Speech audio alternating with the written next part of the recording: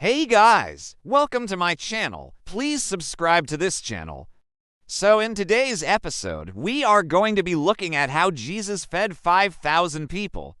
But before we do that, don't forget to subscribe so you can get notified every time I upload a new video. Also, share this with your friends and family, and let's go. We're all familiar with the Bible story of Jesus feeding the 5,000. It's actually one of the most popular stories from the New Testament. And if you haven't heard it before, basically, Jesus was hanging out with his disciples and a huge crowd gathered around them listening to Jesus teach.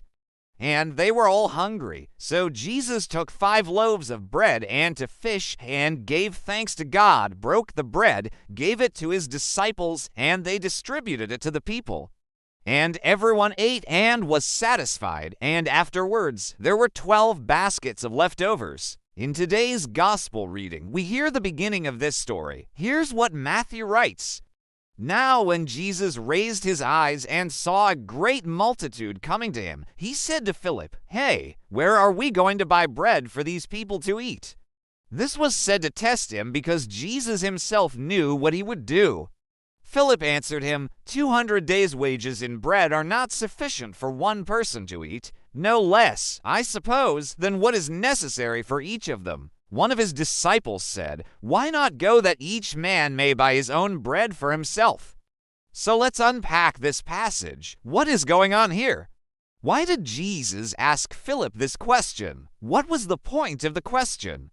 Did Jesus not know the answer to his own question? We'll answer those questions in a moment.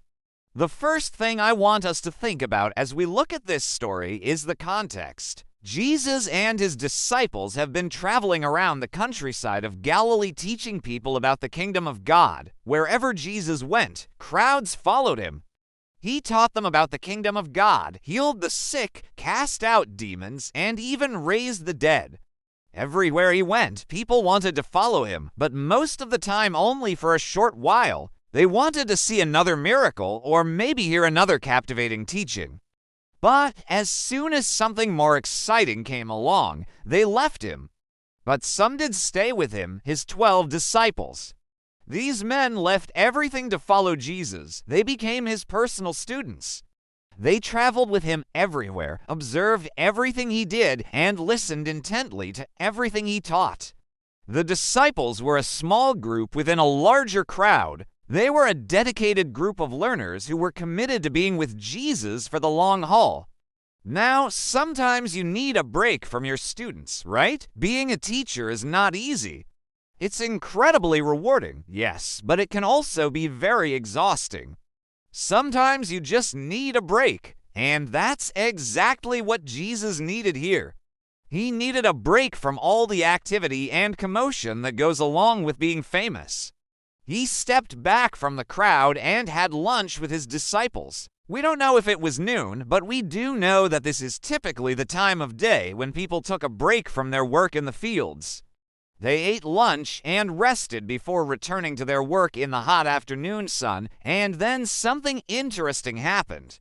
A great multitude began to come to Jesus. The word multitude means a crowd of people, a large number of people who came together for a common purpose. In this case, they came to Jesus because they heard him teach and they wanted to listen to him, or maybe they wanted a handout. Whatever their motivation, the crowd kept coming, and soon there were thousands of people standing around Jesus and his disciples. This presented a problem. All these people were hungry and they had nothing to eat.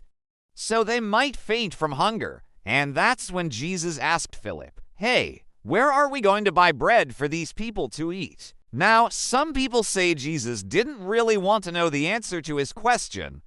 After all, Jesus knew what he was going to do next, but I disagree. Jesus truly wanted to know what Philip thought they should do. This was an opportunity for Philip to demonstrate his faith. Jesus was giving him a chance to shine, but Philip failed. Let me explain. Philip's answer demonstrates a lack of faith. He answered Jesus by saying, 200 days' wages in bread are not sufficient for one person to eat, no less, I suppose, than what is necessary for each of them, For anyone who has worked in ministry, you know how frustrating it is when people don't have faith. They always focus on what's impossible rather than what God can do. Philip looked at the situation and said, "There is no way we can solve this problem. We need money. We need resources. We need logistics. There is no way we can pull this off." And he's right, except for the fact that Jesus was with them. Philip forgot that Jesus was a miracle worker. Philip forgot that Jesus could solve this problem with a wave of his magic wand. He forgot that Jesus could turn water into wine, that he could calm storms, heal the sick, raise the dead. But instead of suggesting they pray to God, Philip focused on the impossibility of the situation. Instead of saying, "Jesus, I don't know what to do, but maybe we should pray," Philip said, "There's no way we can pull this off. Forget about it." And notice how Philip assumes the worst. He says, "No less, I suppose, than what is necessary for each of them." What's necessary? Necessary for what? To be hungry, to suffer, to faint. No, Philip didn't consider the possibility that Jesus could provide food for the crowd. But let's be honest, most of us would probably respond the same way. We look at the needs around us and quickly calculate the cost. Then we conclude there is no way we can meet these needs. But if we walk by faith and not by sight, we would realize that with God, nothing is impossible. Then one of his disciples said, "Why not go that each man may buy his own bread for himself?"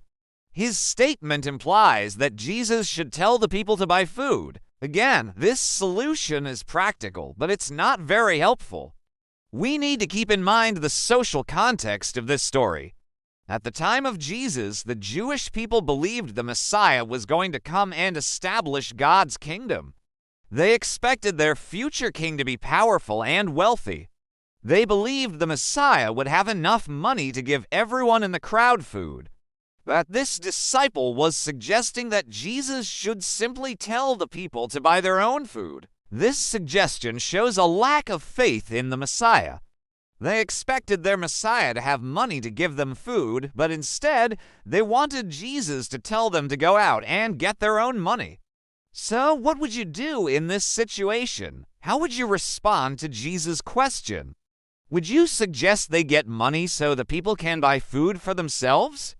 Would you say it's impossible and there's no way they can pull this off? Or would you say, "Jesus, I believe you can do something miraculous. I believe you can take care of these people"? Well, that's exactly what we're going to explore next week. I hope you enjoyed this episode. Please subscribe, like, comment, and share. I'll see you next time.